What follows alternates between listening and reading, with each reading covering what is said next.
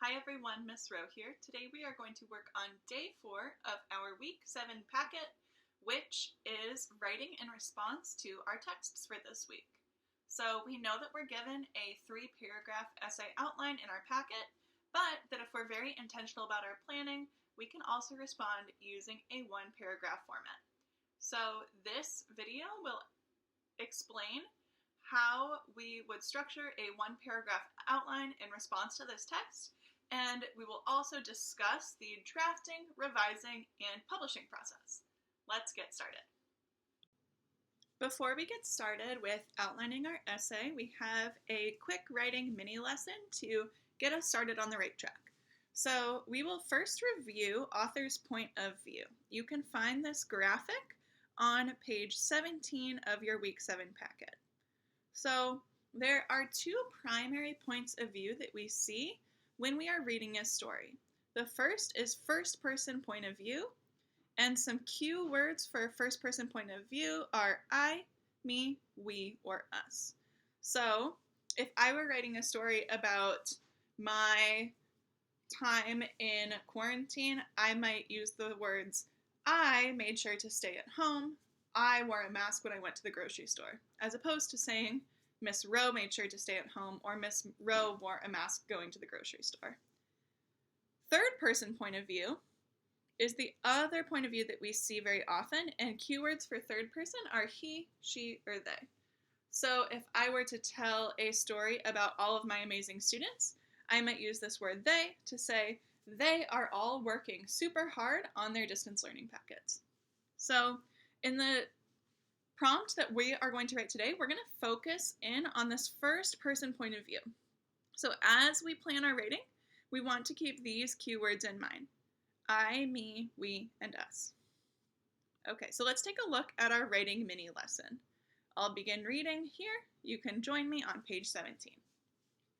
Today, you will write a friendly letter from the point of view of a person who has just survived a volcanic eruption in their town. To write your letter, use the first person and write with a creative and engaging voice. Let me show you what that might look like. Let's read the sample letter on the next page that was written by a 4th grader. While your letter will be about surviving a volcanic eruption, this letter describes what it was like to survive an earthquake. I put a star next to the parts of the letter where I thought the author had a particularly engaging or exciting voice. As you read the letter, circle any other parts of the text where you think the author has an engaging or exciting voice. So now looking at page 18, we will read this letter together, and then we'll review some of these key points where the author used a very engaging voice to draw their audience in. Let's get started. April 28th, 1906. Dear Cousin Mary Ann, I am writing to you from my neighbor Elijah's house. We survived the earthquake. I cannot believe that our family made it out of the earthquake alive. Prior to the earthquake, we were walking home from the county fair, licking our creamy ice cream cones. Suddenly, my sister Anna Marie said, "Do you feel that rumbling?" "No, I don't feel anything." "Wait, is the ground moving?" I said.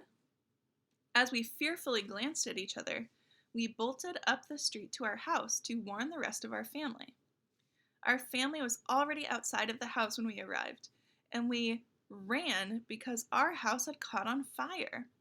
The timber that our house was made of was on fire, and all of our special items were destroyed along with our home. It was just as bad downtown, where the firefighters were working overtime to extinguish the fires with buckets of water. We were frightened. Buildings came crashing down, and as the gas pipes broke, the fires grew larger and larger. Now that the earthquake is over, we have to start our lives over again. I feel like our city has turned into a sea of brown. So many buildings are completely destroyed and are nothing more than brown piles of debris. Half of the homes in our neighborhood caught fire during the earthquake, so we had to find places for us to sleep and live. Luckily, our neighbor Elijah had only a little bit of damage to his house, so he is letting us live there until we can rebuild our house. The city officials are saying that when we rebuild our houses, we need to make them more earthquake proof so that they are stronger and do not collapse the way they did during the Great Earthquake in San Francisco in 1906. I think that people will be talking about this massive earthquake for many years to come. In closing, I'm going to ask that you tell all of your friends and neighbors to make sure that they think about what they would do if they had an earthquake. It is probably too late to rebuild your house, but if you can get your new buildings as earthquake-proof as possible, I think you would be making steps in the right direction. Sincerely, Deborah Jo Thomas. Wow, what a fascinating letter. Let's take a closer look at the different strategies this author used to make their writing very engaging.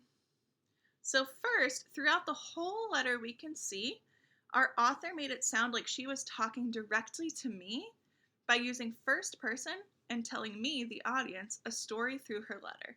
So throughout this whole letter, even from this first word, we can see our first person point of view cue words. I, we, us, my, all throughout the letter. So that point of view stays very consistent throughout. Secondly, the author made it sound like she had experienced the earthquake by using dialogue to describe the moment right as the earthquake happened. So we can see this dialogue in these two sentences starting here. Suddenly, my sister Anna Marie said, "Do you feel that rumbling?" "No, I don't feel anything." "Wait, is the ground moving?" I said. So this dialogue, this text of people talking to each other, really makes us feel like our author was there in the moment experiencing this earthquake. Thirdly, the author made her writing engaging and exciting by using exciting descriptions to help me feel like I was there.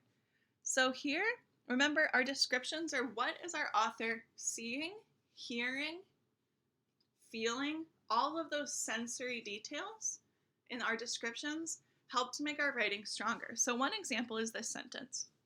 We were frightened. Buildings came crashing down, and as the gas pipes broke, the fires grew larger and larger. So that image is very powerful to me. I can imagine the fires growing, and it makes me feel even more engaged in this writing. So in the letters that we write today, our goal is to use some of these strategies in order to engage and entertain our reader. Okay, let's get started with our writing for this week. So we are on page 19 of our week 7 packet. And before we get started, of course, just like good writers always do, we are going to carefully read our prompt. Imagine you live in Hawaii. Write a friendly letter to Pele, the goddess of volcanoes, from the perspective of a person who survived a volcanic eruption on the island. How did the volcano impact the earth and the people nearby? Think about what you have learned from the legends of Pele. What might you ask or promise her? Use details from the text to support your writing. Okay.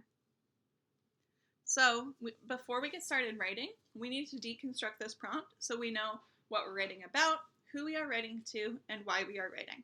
We can use our tried and true method, topic, audience, and purpose, or TAP. So looking at our prompt, what are we writing about? This prompt is pretty complex, so we're actually writing about a few things. We need to make sure a few different points are included in our letter. These include the impacts of the volcano on both the earth and the people in this town, the lessons learned from the legend of Pele, what we might ask Pele, and what we promise we're going to do for Pele. So these 4 components are really what we need to make sure are incorporated in our essay in order to fully address this prompt. Second, our audience. Who are we writing to? Let's take a look at the second sentence of this prompt. Write a friendly letter to Pele, the goddess of volcanoes, from the perspective of a person who survived a volcanic eruption on the island. Who are we writing to? Who will be reading our writing? Pele, the goddess of volcanoes, will be reading our writing. And finally, why are we writing? We are writing, just as we discussed in our mini lesson, to engage and entertain our audience. So we need to be sure to use all of the amazing strategies that we've reviewed today in order to make our writing as engaging and entertaining as possible. So, we've deconstructed our prompt. We're ready to get started. We're remembering that while our packet has a 3-paragraph essay outline, we are going to be outlining using a 1-paragraph essay outline. So on the back of a page of your packet or on your own scratch paper, take a moment to set up your 1-paragraph quick outline. You've got space for your TS, your 4 details, and your CS. You can pause if you need to. Make sure your outline is all set up. Okay, now that we're ready to go, let's review what each component of our outline will be doing in the purpose of addressing our prompt. For our TS, we know that the purpose of our writing is to engage and entertain. So our TS, our topic sentence, must be very engaging. It must use one of the strategies that we've reviewed today to make our audience interested in what we need to say. We know that our topic has 4 components: the impacts of the volcano on Earth and people, lessons from the legend of Pele, what we ask of Pele, and what we promise to Pele. We also have 4 details, so we can address each of these parts of our more complex topic in each of our details. So addressing the impacts of the volcano for detail 1, the lessons learned in detail 2, what we ask of Pele in detail 3, and what we promise to her in detail 4. Finally, our concluding sentence must also be engaging, really draw our reader in. So we're going to think back to our strategies that we've reviewed today. I'm going to keep these notes to the side here. You can add them to your outline to make sure that we are fully addressing our prompt as we complete each part of our outline. Okay, let's get started with our TS, our topic sentence. So, remember, our goal is to write an engaging letter to Pele. What are the strategies we reviewed in the mini lesson to write an engaging letter? We reviewed 3 different strategies. The first is to use first-person point of view, words like I, me, my, us, we. Second is to try and incorporate dialogue. And third is to use exciting description. Tell what our author is seeing, hearing, and sensing while this eruption is happening. So, there are many different paths that we can take for this TS to begin our letter to Pele. One that I wrote was, I can't believe I survived such a fiery and intense eruption. So a couple things to note here. First, we have our first person point of view. So I used the word I to make sure that I was using my first person.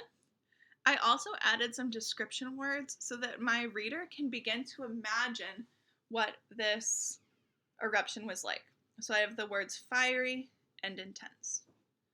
You all are creative and engaging writers, so take a moment to set up your TS, making sure that it's in first person and it has an exciting description to draw your reader in.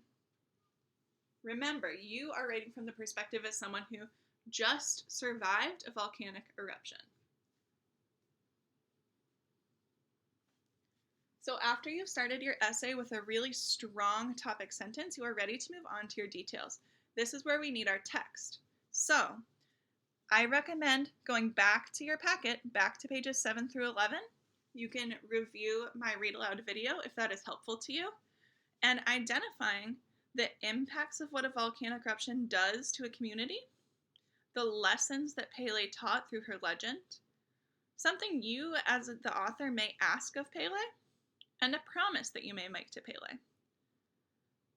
So you're combining your own creativity as a writer with details from the text that can support these 4 parts of your prompt. Pause here, return to your text, and record your notes on your outline for impacts, lessons, your ask of Pele, and your promise to Pele. Remember, these don't have to be complete sentences. This is where you can use your note-taking strategies. We are ready to move on to our conclusion sentence.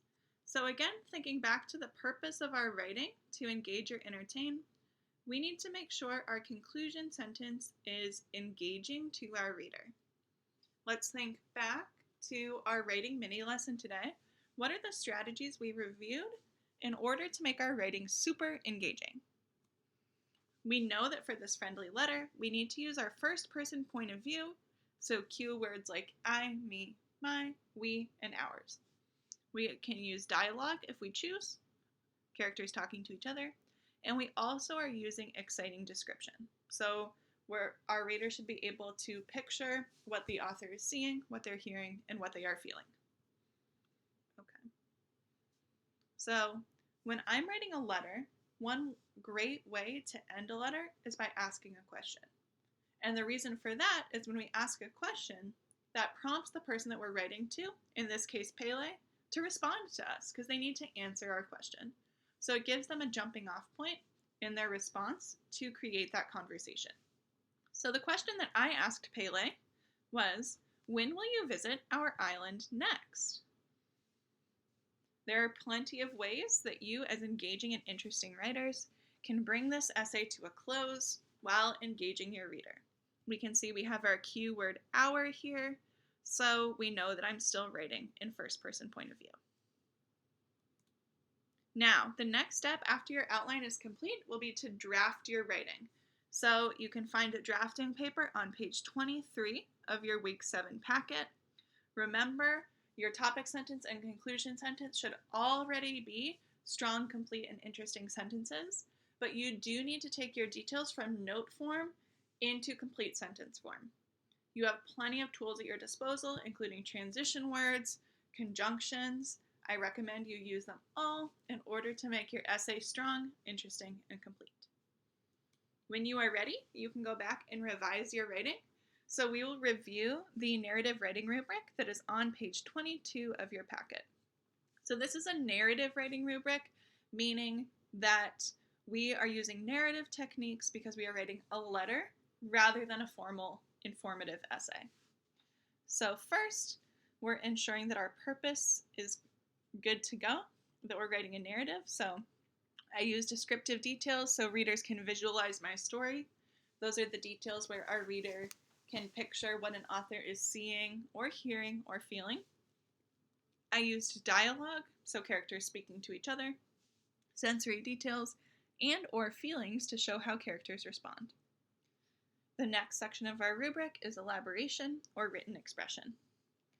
I use descriptive details to tell actions, dialogues, thoughts, and feelings. I showed why characters did what they did by including their thinking. I used precise details, sensory details, and figurative language to bring my story to life. Organization, also written expression. I use story elements, including a narrator and or character. So a big clue here will be if you used your first person point of view language. I sequenced my story in logical order. I used transition words and phrases such as just then, suddenly, after a while, to help the reader understand how much time went by. I used paragraphs to separate different parts of the story. We're writing a one-paragraph essay, so it's just making sure that one paragraph is really strong. I provided a conclusion to my story using action, dialogue, or feeling. And finally, our language and conventions. So this is our editing part of the revision process. I used capitalization, punctuation, and correct spelling. And I wrote sentences that vary in length and structure, using commas to make them clear and correct. So working through this rubric will give you the opportunity to make sure that your draft is as strong as it can be. Remember, our prompt is writing a letter. So when we publish our writing, we want to publish it as a letter. Let's do a quick review of the different parts of a friendly letter. We begin here on the right side of our paper at the top of the page with a heading. That's the date that you will write the letter. Then our greeting. So here we can see this usually begins with Dear blank. The blank is for the name of the person you are writing to. After you write that person's name, you put a comma. Remembering that our audience is Pele, we may see Dear Pele, comma. Body, this is where you write the message. Always indent the first line. So this is where your paragraph that you've drafted already will go into your letter. Closing, a way to say goodbye, and you're going to put a comma after. So you can see in this example, you have your friend. Sometimes we'll see sincerely, sometimes we'll see from. As the author, you get to make a choice on which closing you want to use. And signature, you will sign your name here. So these are the components that we should see in your final draft. You can share it with a family member or anyone in your household to help communicate the legend of Pele. Please send a picture to me, Miss Johnston, and Mr. Freeman. We are so excited to read your writing. Have a great day, 4th grade, and stay safe and healthy. See you next time.